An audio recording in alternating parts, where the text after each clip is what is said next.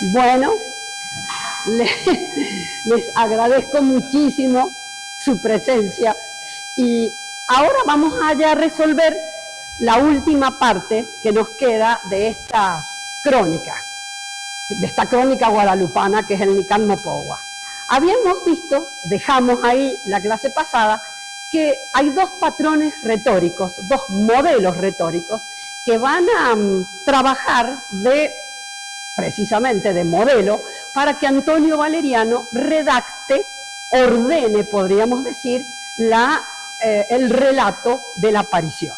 Ya sabíamos que había tres, digamos, distintos emisores, que eso podría traer cierta dificultad en la interpretación. Hemos visto los problemas del lenguaje, que ahora van a aparecer más concretamente, por eso un poco yo se los dije antes. Esos dos patrones siempre se trabaja así, fíjense. Hay muchas veces, cuando uno estudia literatura, que el último patrón que encuentra está en la Biblia. Por ejemplo, el epitalamio. Por ejemplo, la narración histórica. Nadie tiene una narración histórica y uno va remontando, digamos, la fuente y se da cuenta que el modelo patrón está en la Biblia. No hay nada como el Cantar de los Cantares hasta el Cantar de los Cantares, nada. Bueno, acá tiene la crónica llamada de Indias porque es muy particular. No es la crónica de Castillo, la crónica de Palacio, que es la que acostumbraban en Europa a relatar la vida de Felipe II, la vida de Luis XIV, la vida de los reyes católicos. Esa está rescatada por López de Ayala, muy linda, es un libro muy grande, muy lindo. Pero tienen otros criterios. Acá lo importante, van a ver ustedes, es quién cuenta. Porque es el único testigo, el que cuenta. Cuando Hernán Cortés vaya a contar su historia de la conquista de México, va a tener que hablar en primera persona y ponerse él de testigo. Y esto es así porque yo lo vi. Y no tengo muchos más testigos que puedan acreditar, porque yo le estoy hablando al rey de España y lo que quedan de testigos están todos acá en América, los que han sobrevivido a esta especial conquista, que ya les dije la clase pasada cómo se realizó. Y el otro patrón o modelo es el teatro misionero o de evangelización. En los dos casos vamos a ir viendo qué toma de uno y qué toma del otro. Hemos visto cómo el Nican Mopowa ya había adelantado el padre Trejo en su clase. Yo les dije, va a narrar las 4 apariciones de la Santa Madre en el Tepeyac a ese indio pobre que es Juan Diego. Y pasan todos los detalles conocidos. En primer lugar, la Virgen le pide a Juan Diego que vaya a ver al obispo de México para que le erija un templo, quiere que le erija su casita ahí mismo. El obispo, razonablemente escéptico, porque además se trata de un indio muy pobre, muy elemental, es grande de edad, pero no ha recibido más que el bautismo. Están catequizándolo, no sé si después alcanzó a tomar la comunión, o ya les dije yo cómo trabajaba el derecho canónico para poder darles más asistencia. No era por mezquinos, sino porque en realidad no entendían. Bueno, entonces el obispo a la tercera vuelta, que el pobre se pasa horas esperando ahí, la primera vez no le llevan ni 5 de apunte, la segunda vez demora un poco más, persiguen a ver dónde está, ahí le pide, bueno, pero yo te voy a creer si me traes una prueba.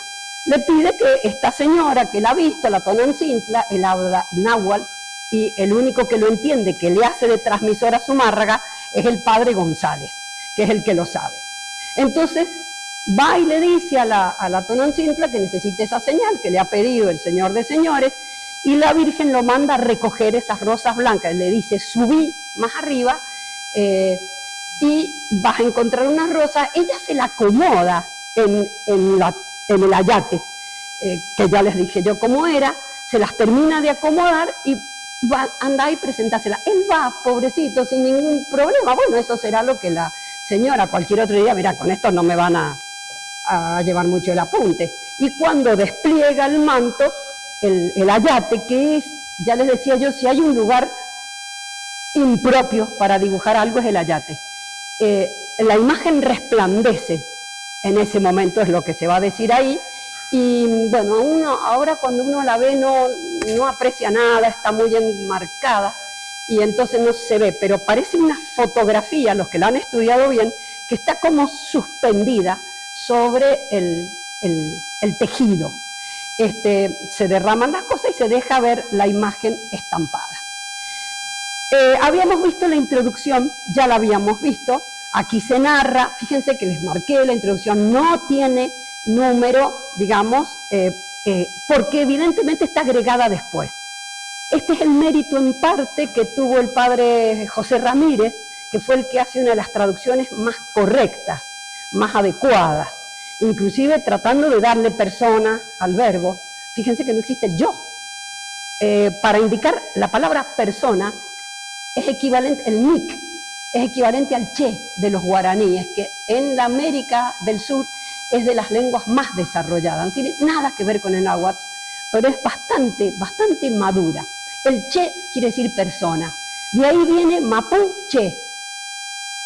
Puede ser persona o puede ser el colectivo, gentes, pueblo. Cuando los guaraníes dicen, o los correntinos dicen, che mi general, che mi subteniente, me contaba mi papá, quiere decir, le dan la categoría de persona, le están dando la categoría de persona. No quiere decir yo, porque no hay una palabra que represente la persona, yo, tú, él, no la tiene. Y luego dice, como hace poco, bueno, milagrosamente se apareció la perfecta Virgen María, Madre de Dios, nuestra reina, allá en el Tepeyac, de renombre Guadalupe. Fíjense, yo lo he puesto en cursiva porque eso está agregado. Lo de Guadalupe ya quedamos en que eso está agregado. Primero se dejó ver de un indito, su nombre Juan Diego, y después se apareció su preciosa imagen delante del reciente obispo don Fray Juan de Zumárraga. Lo habíamos visto. Habíamos visto, está acá, en Ocán Tepeyacac, el Tepeyacac, cuando hay se alarga alguna palabra, es porque está indicando situación de lugar. Oncan es monte, cerrito, Tepeyacac, dándole la posibilidad de indicar allí, en el monte, Tepeyac. Habíamos visto cómo la palabra Guadalupe proviene del árabe, que podría entenderse como río de cascajo negra, o bien árabe y latín, el río de los lobos. En ninguno de los dos casos ahí coincide con lo que nosotros usamos. La Coatlapcupeu, en la que viene, sería la traducción, la que viene volando de la región de la luz y de la música, cantando como el águila de fuego. Y en realidad el nombre que se repite en la crónica es Tonancintla y Nancín, propia del Tepeyac, porque ese era el monte donde se aparecía la Tonancintla, madre poderosa y protectora. Si se aparecía o no, no sé, pero ese era el monte destinado a ella.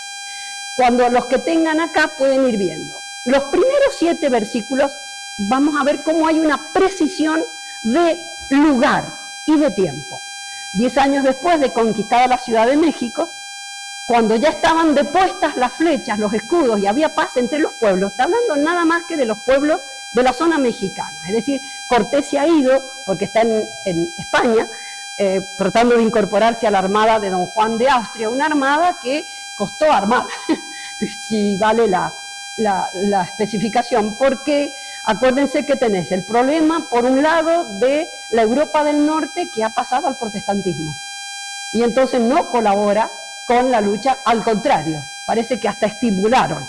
El segundo problema es que ya no se trata de distintas tribus árabes que fueron las que entraron a la península ibérica y las que salieron, sino que ya el Imperio Otomano ha invadido Bizancio, ha destruido Bizancio y tiene un jefe, que antes no tenían un jefe. Por suerte, ellos tienen, don Juan de Austria tiene ese problema, pero después se va a dar cuenta que fue una ventaja providencial, porque como le cae el palo de un cañonazo, tiran el palo, le rompe la cabeza, se quedan sin jefe, y ahí es donde la armada se queda sin jefe, sin órdenes, y es fácilmente vencida. Voy a saltearme el versículo 2 al que vuelvo, y en el 3 dice: a la sazón, en el año de 1531, a pocos días del mes de diciembre, sucedió que había un pobre indio. Fíjense que este versículo en realidad va a ir repitiendo signos que se pueden decir que dicen el año 1531, porque tampoco hay una manera de numerar Si bien numeraban del 1, tenían ideas del 400, de los miles, pero que no correspondía sino más bien a cantidades. Cuando superaba cierta cantidad, no contaban 1, 2, no tenían el sistema decimal, contaban de una manera muy distinta. Su nombre, nos va a decir, esta es una especificación de la persona, era Juan Diego, según se dice, natural de Cuautitlán. Tocante a las cosas de Dios, en todo pertenecía a Tlatelolco. Fíjense que es re importante, porque Tlatelolco no había sido todavía evangelizado. El valle de Tlatelolco era una zona todavía sin evangelizar. Era sábado, aún no salía el sol y venía en pos del culto divino y de sus mandatos, el indio. Al llegar junto al cerrillo llamado Tepeyac, ya amanecía. Fíjense, todo, la exactitud. El versículo 2, ¿por qué lo dejo? Porque ahí aparece ese lenguaje que yo les llamaba de signos, que es el que entiende el indio. Hay una diferencia muy grande entre un signo y un símbolo. Fíjense, es todo el lenguaje analógico o comparado que tiene hasta muy buenos autores. San Juan de Santo Tomás, por ejemplo, los estudia, lo que es el signo. El signo representa un sentido, piensen en los signos para conducir, de tránsito, en las leyes de tránsito, pero en los signos, en las señales de tránsito. Así como brotó, ya verdece, ya abre su corola a la fe, el conocimiento de aquel por quien se vive, el verdadero Dios. Esto para el indio, que se supone que lo ha dicho, son verbos que inmediatamente remiten a una significación. No son simbolismos, no es que está comparando al reverdecer de las flores, sino directamente así expresan ellos el nacimiento de un nuevo ciclo, de una nueva era, de una era cristiana. Va a ser distinta a la anterior. Esto lo tienen que conservar porque el simbolismo es mucho más sutil, es de una cultura muchísimo más desarrollada. Y además puede ser interpretado de distinta manera. El símbolo tiene una doble propiedad. Por un lado oculta y por otro lado revela aspectos de la cosa simbolizada. ¿Me entienden? El león de Judá, que va a ser el símbolo de Jesucristo, y bueno, por un lado oculta a Jesucristo, pero por otro lado revela la parte fuerte, victoriosa del Cristo de Judá. La flor. En el México prehispánico, la flor va a tener una significación muy fuerte. Hablan con el lenguaje de las flores. Fíjense, el brotar, florecer, abrir la corola, va a ser siempre una metáfora temporal, no una metáfora de belleza, de búsqueda de algo ideal. No, así expresan cómo va a venir, cómo va viniendo una nueva era. Fíjense que en la misma civilización azteca, los jardines, que están llenos de flores, no eran un ornamento en realidad, sino que caracterizaban o reflejaban y daban pie a numerosos hieroglifos y fases de la historia mexicana. Así contaban ellos la historia mexicana. Fíjense lo que dice Alfonso Reyes cuando describe el simbolismo o la significación de las flores a partir de los hieroglifos y de las obras arte. No confundan siempre arte con belleza. El arte es técnica de una representación. Ni Aristóteles en la poética dice que sea tecné de lo bello. Puede no ser de lo bello. La comedia no es bella. Fíjense, dice, la era histórica de la llegada de los conquistadores en México coincidió exactamente con esa lluvia de flores que cayó sobre la cabeza de los hombres al final del cuarto sol cosmogónico. En el quinto entran los aztecas y entonces se hacen cargo. Esa lluvia de flores no fue beneficiosa, fue para asustarlos. Es decir, les cayó como un castigo desde el cielo. La tierra se vengaba de sus mezquindades anteriores y los hombres agitaban banderas de júbilo. En los dibujos del Códex Vaticano está representada, sigo leyendo a Alfonso Reyes, por una figura triangular. Fíjense que una de las flores características de México es el lirio, que le decimos nosotros, que a nosotros nos cuesta tanto y allá es muy accesible, muy accesible. Está representada por una figura triangular, porque hacen una abstracción de la figura, como la flor de lis. adornada de flecos de plantas en cadeneta. La diosa de los amores, suspendida en un festón vegetal, desciende sobre la tierra, mientras que en los más altos estallan semillas, dejan caer flores y frutos. La escritura hieroglífica, dice, nos ofrece las más abundantes y variadas representaciones de la flor. Flor era uno de los 20 signos de los días, el signo también de lo noble, y representaba también los perfumes y la bebida, con la que se emborrachaban, por sistema se emborrachaban. Surgía de la sangre y del sacrificio y coronaba el hieroglifo de la oración, de la sangre y del sacrificio. Se está refiriendo concretamente a lo que ellos hacían. Eso representaba la flor. Las guirnaldas, el árbol y el maguey alternaban a las designaciones de lugares. La flor era pintada de una manera esquemática, reducida a una escritura, a una estricta simetría, vista bien de perfil o bien por la boca de la corola. Ya hable su corola, la fe.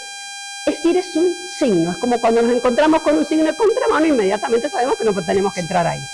Juan Diego lo sabe entender, lo entiende. De hecho, es lo que va a ir viendo. Fíjense entonces cómo en el versículo 6 de lo que veíamos, era sábado, aún no salía el sol, y venía en pos del culto divino y de sus mandados. Y se está refiriendo precisamente a Juan Diego, que era un indio pobre, un pobre indio, lo va a decir después. El otro símbolo que ellos van a tener muy presente es el pájaro. Bueno, el canto de los pájaros, él va a escuchar canto de los pájaros, fíjense en el versículo 8, que no lo tienen ustedes si han traído el texto. Dice, oyó cantar Juan Diego arriba del cerrillo, semejaba a canto de varios pájaros preciosos, callaban a ratos las voces de los cantores, y parecía que el cerro les respondía. Sus cantos, muy suaves y deleitosos, sobrepujaban del coyoltototl y del sininzán, y de otros pájaros lindos que cantan. El pájaro característico es el quetzal, de ahí viene Quetzalcóatl, que es un pájaro. Y lo que me interesa que ustedes vean es que tiene la cabeza con un festón de flores, que lo han visto como ellos se coronan, y lo vamos a seguir viendo, con plumas en la cabeza. Que el vuelo y el canto del pájaro estuviera en la cosmovisión del azteca es muy frecuente. Todas las civilizaciones arcaicas, o casi todas, que han desarrollado un cierto culto, aun cuando este era un culto verdaderamente maléfico, que puede haber surgido, lo dice los padres jesuitas, puede haber surgido de una primera evangelización que se deforma, se tuerce. Por eso no es fácil remitir, porque los antecedentes históricos de los monumentos, tanto de Teotihuacán como de casi todos los monumentos de la América colonial, precolonial, no son de más atrás del año 700, 600, arriesgándose muchísimo a poner. Cuando alguien dice que en San Juan encontraron una piedra de hace millones de años, no le crean. O una piedra, qué sé yo, que puede haber ser traído, vaya a saber por qué. No hay monumentos anteriores al 700. Por lo menos en México o en las zonas incas no hay. Es decir, que es muy difícil pensar que había gente. Y entonces no hay una evangelización apostólica. Lo que hay es una evangelización posterior, eso sí. Sí, eso es seguro, porque hay una cruz, y no es el único lugar donde hay una cruz. Hay otros lugares donde hay cruces, hay otros lugares donde hay restos. Yo creo que la misma idea del que va a venir de nuevo Quetzalcóatl, por eso Hernán Cortés lo entiende rapidísimo y dice, yo soy Quetzalcóatl. Y que va a venir a tomar venganza de lo que han hecho, de la deformación. Y es muy probable, muchos de los jesuitas, los que descubren, por ejemplo, el Popol Vuh, en la zona quiché, que esa idea de derramar sangre pero expandida en toda la América precolombina, haya sido una deformación del sacrificio eucarístico, una especie de demonización del sacrificio eucarístico. ¿Cómo el hombre puede caer a niveles tan bajos de incultura? Bueno, hoy nosotros tenemos el aborto y es un espanto, es un sacrificio inmundo. Ni siquiera le da la oportunidad que corra, como les daban ellos. Entonces, tanto el pájaro, el cantar de los pájaros que él va viendo, van significando, van haciendo, van representándole al indito la idea del lugar sagrado. Es un lugar especial. Este lugar especial es descrito en la Biblia, en el Antiguo Testamento, en el monte Sinaí, en el Horeb y en el Nuevo Testamento cuando es el día de la transfiguración. Brilla, todo tiene un resplandor especial. Sí, no hay amatistas ni nada porque ellos ven, no necesitan mucha explicación. Pero está Moisés, está Elías, fíjense cómo siempre hay. Y sienten un gran temor. Y son Pedro, Santiago, no, Pedro, ¿quiénes son padres? Pedro, Andrés y Juan, ¿quiénes son los que? Pedro, Juan y Santiago, los dos hermanos y Pedro. Entonces, pero siempre ellos tienen miedo, aquel indito no va a tener miedo. Bueno, luego dice, se atrevió a ir donde le llamaban, ninguna turbación pasaba en su corazón. Este es el versículo 13, que ustedes lo pueden leer. Ninguna turbación pasaba en su corazón, ninguna cosa lo alteraba, no se asusta como los apóstoles. Al contrario, se sentía alegre y contento, fue subiendo al cerrillo para ir a ver de dónde lo llamaban. ¿De dónde lo llamaban? Ninguna turbación. No hay ese inicial temor que hemos visto en otras manifestaciones así de lo sagrado. Yo les insistía en la primera clase cómo la Tonantzin o Inantzin o Tonantzintla era para ellos una deidad que reconocían. Era la madre, pero la madre arquetípica, la madre ideal. Sin embargo, no podían entender algo que no tuviera una realización concreta, por algo el sol era Dios. Y necesitaban verlo, esa posibilidad de llegar a un pensamiento más abstracto en el que la idea representa la cosa. Bueno, ahí había un gran tranco que dar y no era fácil. En el versículo 16 dice, y cuando llegó frente a ella, mucho admiró en qué manera, sobre toda ponderación, aventajaba su perfecta grandeza. Su vestido relucía como el sol, como que reverberaba, el mismo reverdor del Horeb. Y la piedra, el risco en el que estaba de pie, como que lanzaba rayos. El resplandor de ella como preciosas piedras, como ajorca, todo lo más bello parecido. Acá les traje yo las piedras preciosas de México, para que vean, había mucho amor y especial culto a la minería de las piedras preciosas. La tierra como que relumbraba con los resplandores del arco iris en la niebla, y los mezquites y nopales y las demás hierbecillas que allí se suelen dar parecían como esmeraldas. Está dando toda una indicación de lo sagrado, toda una indicación de lo sagrado. Como turquesa aparecía su follaje y su tronco, sus espinas, sus aguates relucían como el oro. Fíjense, toda esta representación no es simbólica, es significativa, es decir, son los signos que él ve y que le permiten representar un espacio sagrado. Entonces no se trata de una idealización, sino simplemente de lo que él ve y puede transferir al que está escuchando. He visto, era un espacio sagrado. No hay la posibilidad de pensar en un pensamiento racionalista. Fíjense que entonces son las piedras preciosas, el canto de los pájaros, las flores, lo que él va viendo, todos signos que aparecen en abundancia y que remiten no solamente a la Tonantzin, sino al mismo Dios, a la manifestación de la divinidad. Las piedras preciosas son símbolos de una transmutación precisamente de lo opaco al traslúcido, de algo que se puede ver, que se puede identificar. Y en un sentido espiritual, el paso de las tinieblas a la luz, de la imperfección a la perfección. Por ejemplo, fíjense, así concibe en el Apocalipsis la Nueva Jerusalén. Fíjense cómo la describe San Juan. En el capítulo 21, versículo 18 en adelante dice, el material de esta muralla es jaspe y la ciudad es de oro puro semejante al vidrio puro.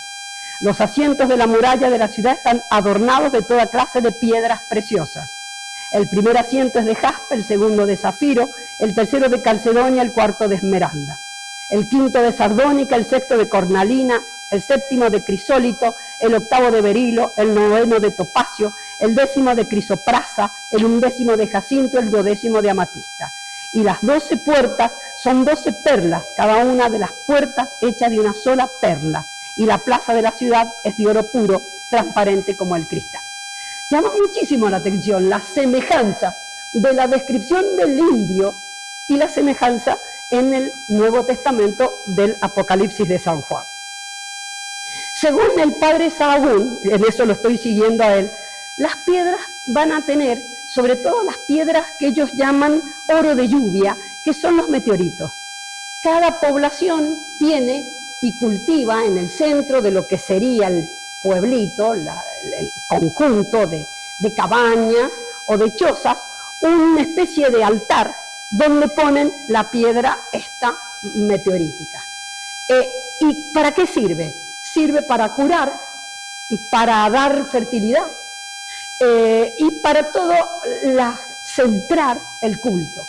De hecho, el cuchillo de los teocalis, así se llamaban estos monstruos que acuchillaban, es de ese tipo de piedra. Se puede afilar. Hoy, ¿vieron los cuchillos que hoy son de, ¿cómo se llama esta cosa nueva? Cerámica. Claro, de cerámica. Inclusive un amigo mío que hace orientales me dice que hasta las katanas se están haciendo de esto nuevo, que es como medio plástico, ¿no? Bueno, fíjense que la piedra, por otra parte, la Tonancín apoya un pie en una piedra. Él dice, ella apoya un pie en una piedra. Cuando un acto religioso se realiza sobre la piedra, podríamos decir que no se dirige sobre la piedra misma, sino al Dios al que da lugar esta ceremonia. Para nosotros no es nada extraño que la piedra sea el lugar donde el altar, digamos, pone su especial dedicación. Todos nuestros altares tienen el ara, que es una piedra, donde están las reliquias de los santos, etc. ¿Cómo todo esto va a ir preparando? Todo parece haber sido tan providencial que Dios haya conservado en ellos ese particular culto al monte, que es el altar, y a la piedra, que es donde se realizaban los sacrificios. Es decir, eso me hace pensar a mí, y no solamente a mí, sino a otros autores que yo he leído, en que en el fondo hay una evangelización anterior, sobre la que ellos se han deformado. Hoy no estamos deformados, nosotros no, gracias a Dios, pero hay una deformación del culto. Si no hubiera esto que tenemos, vaya a saber en qué andaríamos. El otro dato que es precioso también es el del arco iris, porque el mexicano es muy colorido. Todos los que hayan ido, inclusive uno entra a los mercados y lo primero que te llama la atención es el colorinche, hasta en la manera misma de vestir. A mí las mínivas, a las cuales les tengo una devoción particular, pero me parece muy colorinche el hábito que tienen. Turquesa con bordó, con ellas le meten de todo. Y todo tiene una significación. El mexicano es muy colorinche. Por eso todo lo va a relacionar con que Dios pinta. Y eso es antes de la imagen que la Torancintra pintó. Van a ver ustedes, yo les voy a mostrar un poema que recoge el padre Garibay en este sentido. El arco iris representa la puerta. El arco iris es una puerta, ya sea de distinguir lo celestial de lo mundanal, como también es la comunicación que yo tomo hacia lo mundanal. Bueno, Cristo mismo es puerta, fíjense cuántas veces lo dice, yo soy la puerta, si uno entra por mí estará salvo, entrará y saldrá y encontrará pasto. Y en el Salmo 118 dice, abran las puertas de la justicia y entraré para dar gracias al Señor. Esta es la puerta del Señor, solo los justos entran por ella. Y ya más concretamente, y por eso yo prefiero la interpretación de la Virgen de Guadalupe como puerta hacia el sol, hacia Dios, ¿no es ella llamada también en las letanías que hoy hemos rezado con el Padre Gómez, la Llano Acheli. Fíjense, es la puerta del cielo, la que permite entrar hacia Dios. En su presencia se postró, dice en el versículo 22, escuchó su aliento, su palabra. Bueno, esta manera de repetir con dos palabras distintas un mismo sentido es propio del estilo oral y se va a dar en todo el Dicalmopogua. Siempre estás repitiendo, como si no entendieras. Su aliento, su palabra, que era extremadamente glorificadora, sumamente afable, como de quien lo atraía y estimaba mucho. La ternura que va a manifestar María Santísima al Juan Diego no son solamente frases de cortesía muy especial, no, sino que corresponde al trato que ellos tenían con esta propia divinidad. De hecho, él le va a responder en el mismo tono. Fíjense, cuando él le da respuestas, acá vamos a anticipar un diálogo que después lo vamos a ver en el teatro. Le dijo en el 23, escucha, hijo mío, el menor, Juanito, ¿a dónde te diriges? Él le contesta, mi señora, reina, muchachita mía, allá llegaré a tu casita de México desde Tlatelolco a seguir las cosas de Dios que nos dan, que nos enseña quiénes son las imágenes de nuestro Señor, nuestro sacerdote. El Padre rescató esto, el amor al sacerdote. En Perú se ve ya concretamente en la imagen de los arcabuceros, de los ángeles arcabuceros, porque el arcabucero está bien, es el conquistador, que tiene el arcabuz, esa arma que está puesta para defenderlos de quienes los quieren matar, de quienes los quieren someter. Ellos van a tener, en México han arrasado con todo lo que la primera época colonial tuvo. En Perú no hubo tanta antihispanismo. El mexicano es muy español, pero es muy antiespañol al mismo tiempo. Uno no puede ver nada, va a la universidad y es todo cortés, lleno de bubas, todo es terrible, muy antipático, muy grosera la imagen. Han tratado de recuperar algunas cosas porque ahora se dan cuenta que valen, pero es poco, es muy poco lo que quedó. Enseguida con esto dialoga con él, le descubre su preciosa voluntad y le dice, sábelo, ten por cierto, hijo mío, el más pequeño, que yo soy la perfecta siempre Virgen Santa María, madre del verdaderísimo Dios por quien se vive, el creador de las personas, el dueño de la cercanía y de la inmediación, el dueño del cielo, el dueño de la tierra. Mucho quiero, mucho deseo que aquí me levanten mi casita sagrada, en donde lo mostraré, lo ensalzaré al ponerlo de manifiesto.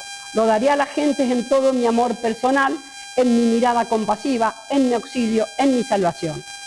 Porque yo en verdad soy vuestra madre compasiva, tuya y de todos los hombres que en esta tierra estáis en uno, y de las demás variadas. Este estáis en uno es porque ha usado el término nik, que es persona. Podríamos traducir todos los que son personas, persona humana, cosa que se discutió en algunos casos si llegaban a tener realmente el nivel de una persona humana. Porque allí les escucharé su llanto, su tristeza, para remediar, para curar todas sus diferentes penas, sus miserias, sus dolores. Y para realizar lo que pretende mi compasiva mirada misericordiosa, anda al palacio del obispo de México y le dirás cómo yo te envío, para que le descubras cómo mucho deseo que aquí me provea de una casa, me erija en el llano mi templo. Todo le contarás cuanto has visto y admirado y lo que has oído. Y ten por seguro que mucho lo agradeceré y lo pagaré, que por ello te enriqueceré, te glorificaré. Nunca lo enriqueció económicamente, la palabra acá enriquecer está puesta más al servicio, te voy a dar una jerarquía al lado mío. Por eso él se quedó para siempre pegado a la casita de Guadalupe. Y mucho de allí merecerás con que yo retribuya tu cansancio, tu servicio, con que vas a solicitar el asunto al que te envío. Ya has oído, hijo mío, el menor, mi aliento, mi palabra, anda, haz lo que esté de tu parte. E inmediatamente en su presencia se postró y dijo, señora mía, niña, ya voy a realizar tu venerable aliento, tu venerable palabra. Por ahora de ti me aparto yo, tu pobre indito. O indito pobre, él está diciendo que él no tiene. Pobre. Se le mezcla la angustia de que a él no le van a llevar el apunte. De hecho, lo va a decir después. ¿Por qué no mandas a alguien más importante? ¿Por qué me elegís a mí? Fíjense que esto es re común en las apariciones de la Virgen. Le pasa en Lourdes a Santa Bernardita, les pasa a los 3 niñitos de Fátima. Siempre la Virgen elige a alguien en el que en general la gente no confiaría en que traigan ese mensaje. Bueno, una cosa importante de todo este relato que yo les he dado, cómo ella va a transmitir la idea de Dios. Ella le dice, madre del verdaderísimo Dios. Aún antes de decirlo, yo les mostraba la imagen, como les dije, la imagen de la Virgen de Guadalupe. Le decía, todo el mensaje para el indio está ahí. En el vientre, no sé si se los dije, hay una expansión.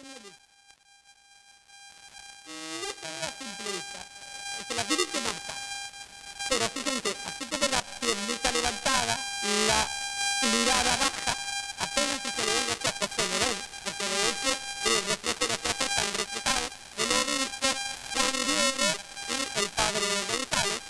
Pero y las manitas así, lo que cobra el centro de la imagen es el vientre de la Virgen, donde está Dios, en líneas bellas, al que realmente la Virgen misma se dirige.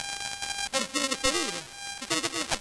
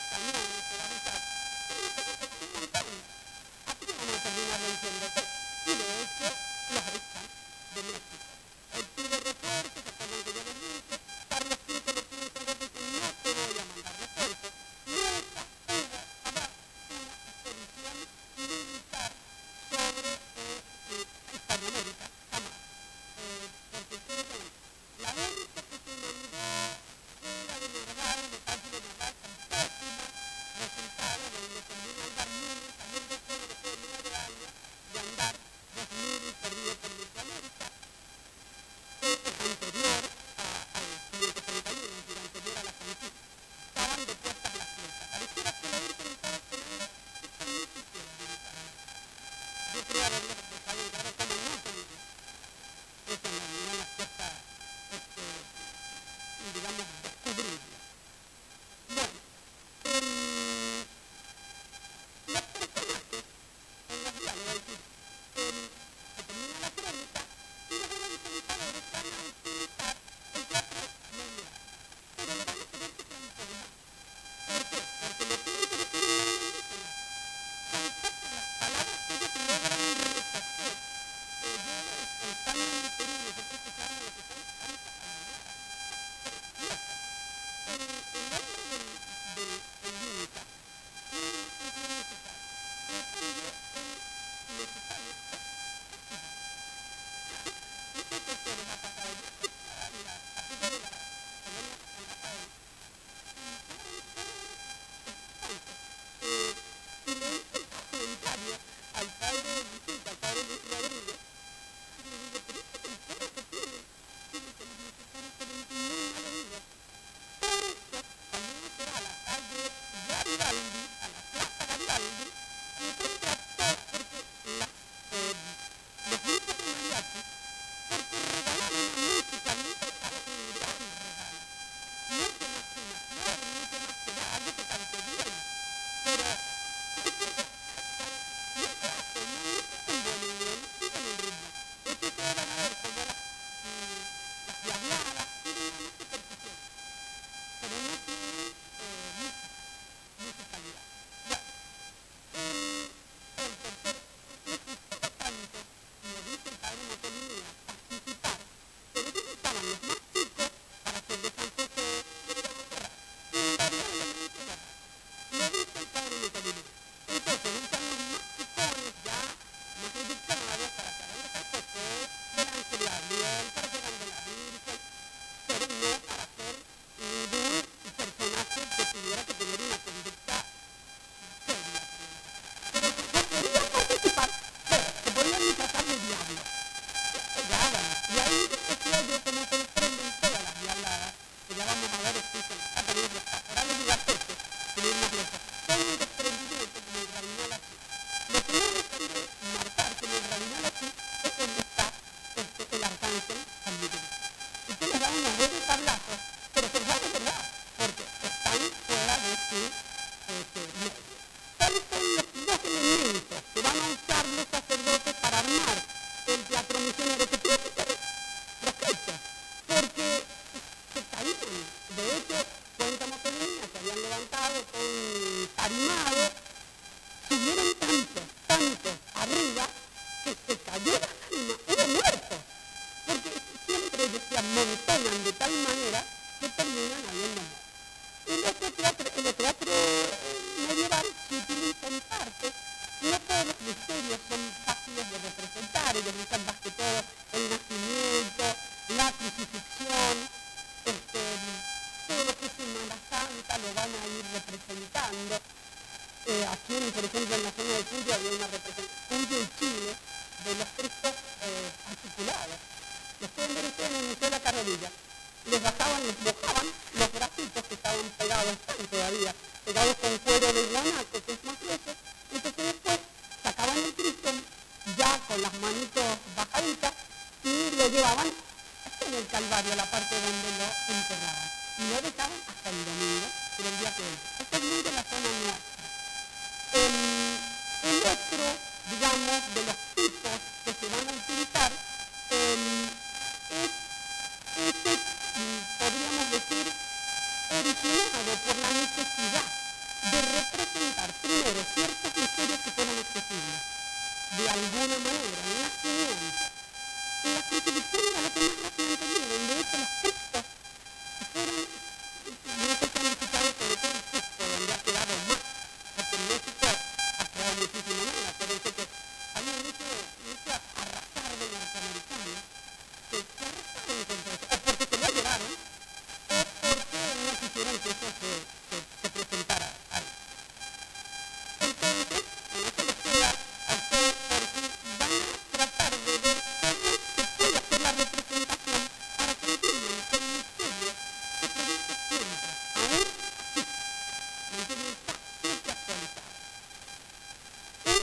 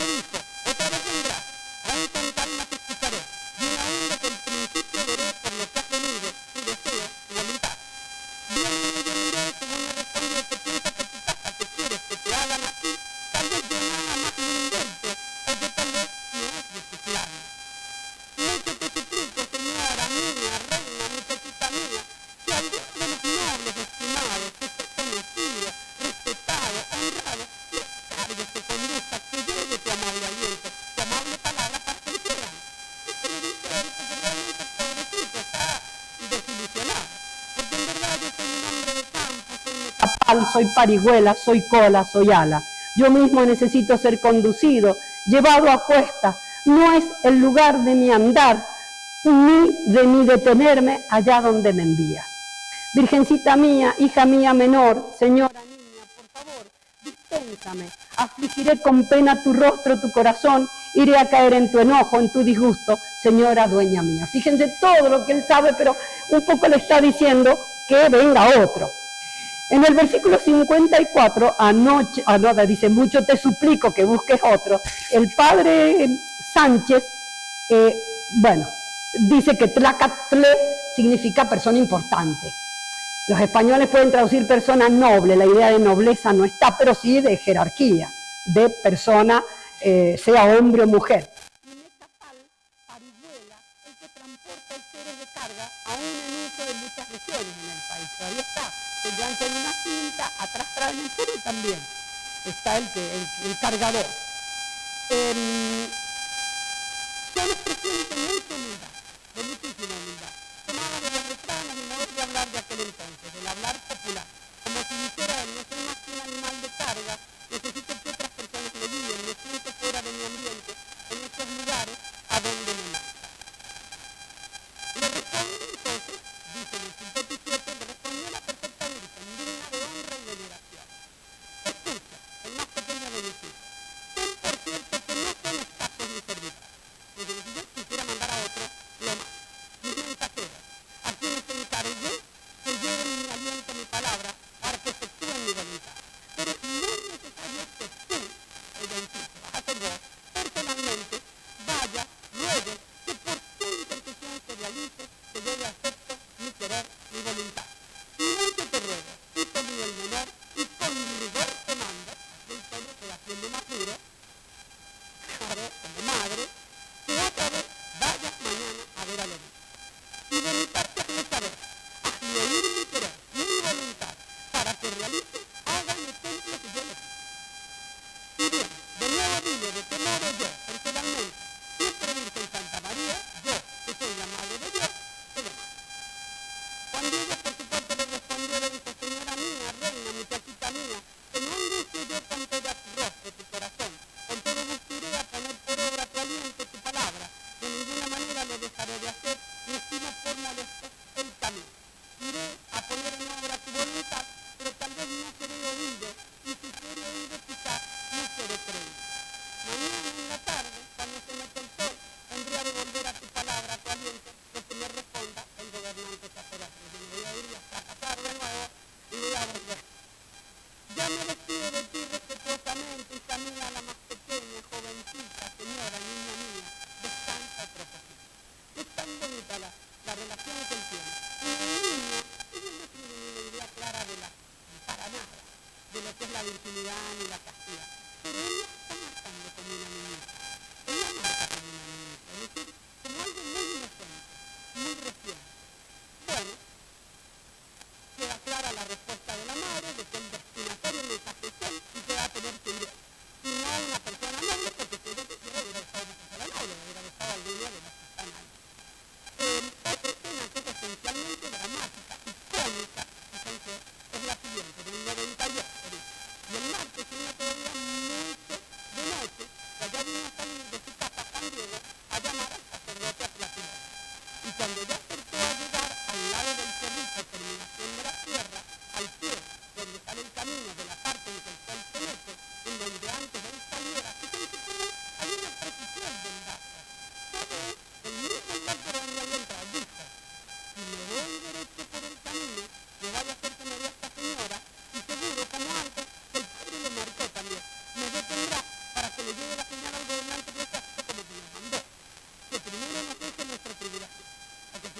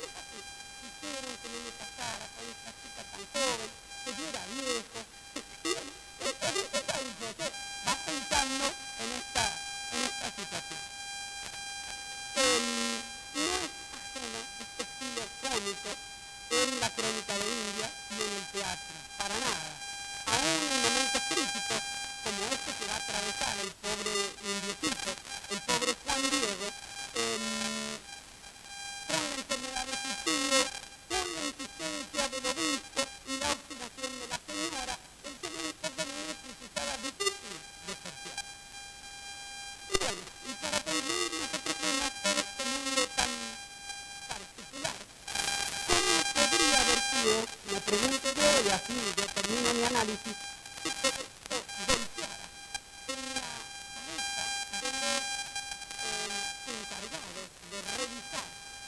Estaba el Códice Borgia, estaban muchos pueblos del Códice Vaticano, de revisar la aparición. Y que por eso probablemente demoró tanto demoró hasta 1896, más de 300 años, 350 años, el darse por cierta y por, digamos, canónica la aparición de la Virgen de Guadalupe. Sin embargo, todo el siglo XVII es alta guadalupana. Toda América es invadida por la imagen de la Virgen. Y no hay que olvidarse que Moisés, cuando entra a México, entra, cuando ya lo ha conquistado, ya vive, con una imagen muy lineal de una señora del Pepe Socorro que tiene en brazos un niñito. Es decir, las dos personas más débiles en el mundo mexicano eran la madre y el niñito. A los niños se les ponía, había jaulas de niñitos que se ponían, practicaban el aborto también, y se ponían en un neonato, lo dejaban que creciera un poquito más, no como ahora que lo sacan chiquitito. Y como no se veían los cadáveres, porque se veían ahí, se comían, digamos, una cara, un niño. Bueno, con esto yo termino en tiempo y forma para que no se demore. Si tienen alguna pregunta, y si la puedo contestar, se las voy a contestar. No, no está. Porque si hubiera estado, seguro, él era el gobernador, tenía el cargo de gobernador. Él No está presente ya. O probablemente esté en Cuba armándose de sus propias haciendas, digamos, su tesoro. No le digo dinero porque no va a tener dinero ahí, pero tiene oro, tiene una serie de productos, o probablemente ya haya llegado a España. No se sabe bien ciertamente en qué año llega a España para participar de la Armada de Don Juan de Austria. En Europa el problema eran los musulmanes. América estaba en tercer o cuarto lugar. No les preocupaba mucho América, ni el Nuevo Mundo. Van a ver ustedes que eso, uno revisa, por ejemplo, lo que los juglares del siglo XVI, XVII contaban, nunca hablan de América, nunca. Una sola vez en Gargantúa y Pantagruel, Gargantúa está en la boca de Pantagruel, y entonces se le presenta un amigo y le dice, ¿qué estás haciendo acá? Y contesta muy a la francesa, mi abuelo era igual, estoy plantando coles, coliflor. Cuando a mi abuela la llamábamos, a la nona, que era de la Lorena, nona, ¿qué haces? Estoy hablando por teléfono. Eso era muy contestarte con lo que estaba haciendo en ese momento. Y entonces el otro le dice, ¿pero qué es esto? La boca de Pantagruel, un nuevo mundo. Pero es la primera vez que registras en la literatura, así de imaginación, la presencia de lo americano. En Cervantes, prácticamente no tenés ninguna referencia. Hay muy poca referencia a América, muy poca. Es como encontrar una aguja en un pajar. Yo lo he hecho, por eso se los digo, que cuesta muchísimo encontrar referencia a lo americano. Y estamos en el 1600. Lo importante era... Sí, como usted. No. Era lo que sucedía en Europa. Estaba además el problema de los rusos, de Romanov, de la dinastía Romanov, que eran ortodoxos, entonces también Rusia salía del esquema de la iglesia. Y ya los cristianos, católicos, romanos, se quedaban con pocos reinos. Francia, no está el padre Fontaine, no participó en la lucha contra el Islam, es más, la utilizó un poco contra España. Yo creo que en castigo de eso, pobrecito, tuvieron la Revolución Francesa. Sí, yo creo que el nuestro es la guerra del Paraguay, que lo venimos pagando. Pues ahora, en comparación con otras culturas indígenas de la época, mexicanos, aztecas eran también más desarrollados. El azteca es poco desarrollado. Lo que ha desarrollado es una cultura del terror y la maneja bien.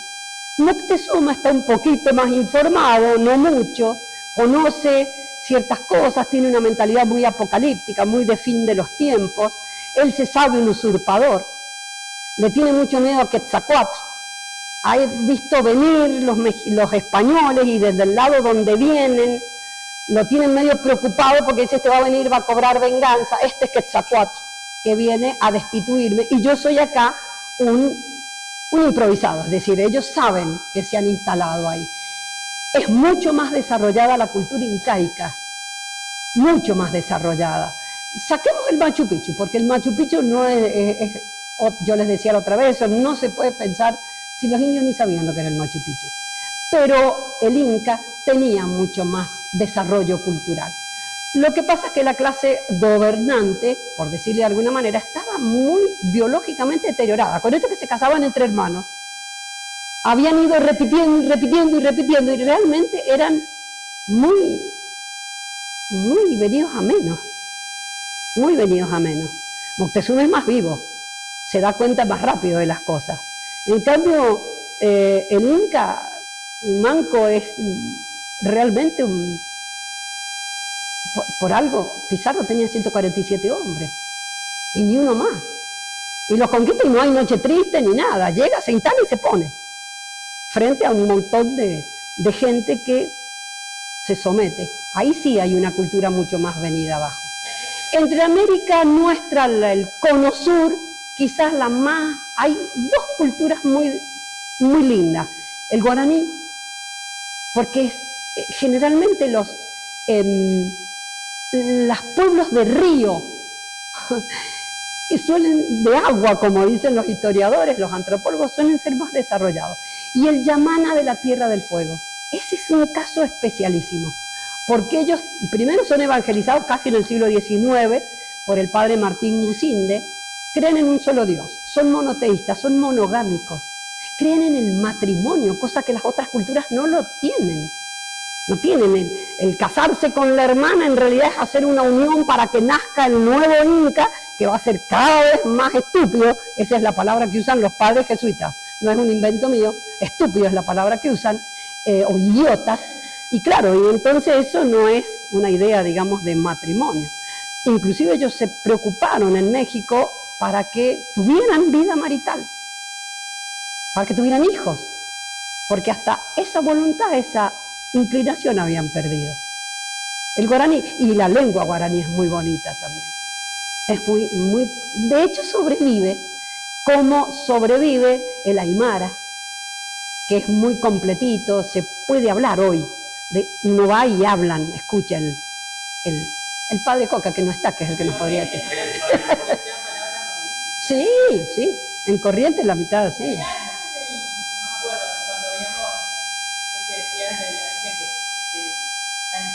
Sí. Claro, eso lo vimos. Las estrellas marcan el día preciso del 12 de diciembre de 1531, igual que las flores. Fíjense, acá tenemos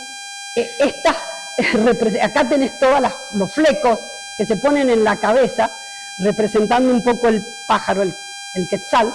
Acá está todos con todos los flecos. Estos son muy modernas. Este es Querétaro, que es precioso Querétaro. Estuvimos con los papás de un chico que tomó sotana, creo, en La Reja. Sí, Luis, vos los viste más. Esos mexicanos que estaban. Muy bien, ellos eran de Querétaro. Bueno, todas esas son las representaciones. Estas se las mostré, como está el diablo, este que está acá, y el San Miguel, que es el que los golpea y les gana.